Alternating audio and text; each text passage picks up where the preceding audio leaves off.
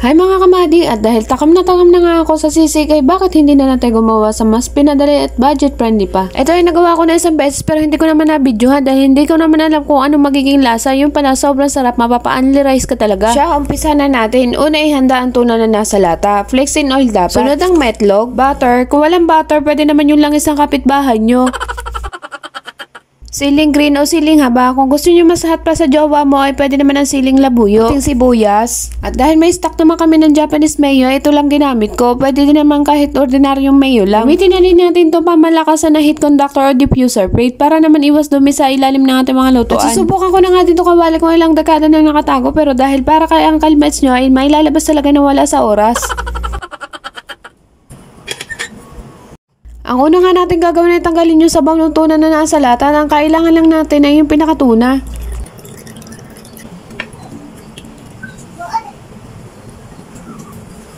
Ilagay na natin yung kawali natin pamalakasan. Tapos ilagay na agad yung butter pagkainit ng kawali pero sa mahinang apoy lang. Isunod ang tuna. Igisa ito hanggang sa matuyo ng bahagya. Isunod na natin ang metlog. Kung sa iba sa huli nilalagay ang metlog, ako ay nilalagay ko kagad. Gusto ko kasi yung lutong-luto na ang metlog. Choice nyo naman niya kung kailan nyo gusto ilagay. Halu-haluin lang ito at timplahan natin dahil wala naman masyadong lasa yung tuna na nasa lata.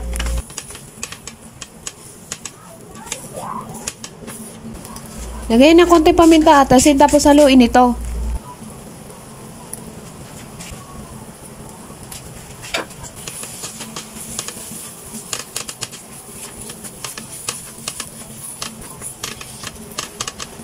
At ang nagpapasarap ay ang sili at ang puting sibuyas.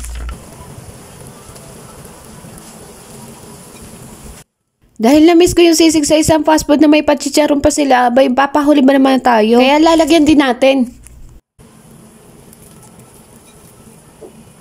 At yung mas nagpapasarap dyan ay yung Japanese mayo.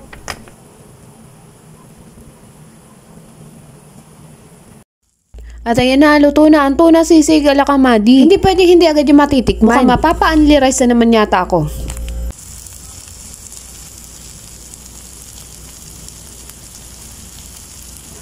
Hi mga kamadi, tikman na natin yung ginawa ko.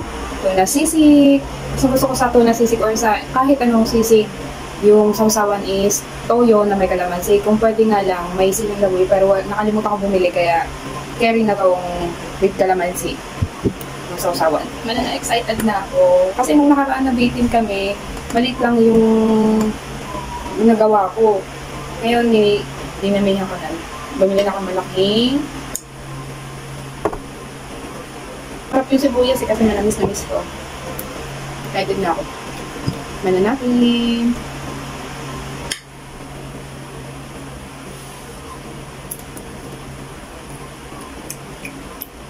Oh. Pwede na to. Para sa mga 3 serving na to, oh. Yung malaking latang ganun. Kaya na. Sarap. Try nyo na po. Yung sibuyas ang sarap kasi manamis-namis siya. Tapos yung anghang niya, napaparami yata ako ng rice na naman ah. Mukhang mag-a-unli rice ako dito sa bahay. Kasi lang, subukan nyo na po. Sarap. Gusto lang magpapasarap doon yung chicharon. Gusto ko siya. Yun na po mga kamadi. Thank you for watching. Ingat ang lahat. Bye-bye!